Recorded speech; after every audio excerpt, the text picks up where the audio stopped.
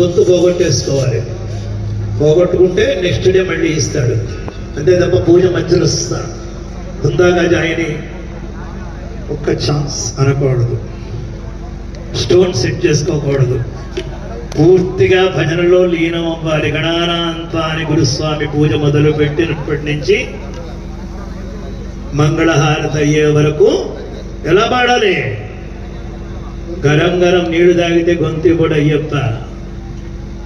Stone set చేసుకుంటే ఇవ్వడు. ఈ పూట గొంతు పోగొట్టుకుంటేనే రేపు పొద్దున గొంతు ఇస్తాడు. మళ్ళీ ఆయనకి పాట ఇష్టం కనుక ఎలా పాడాలి? గణపతితో మొదలుపెట్టి కుంకులు పోయేదాకా, గణపతితో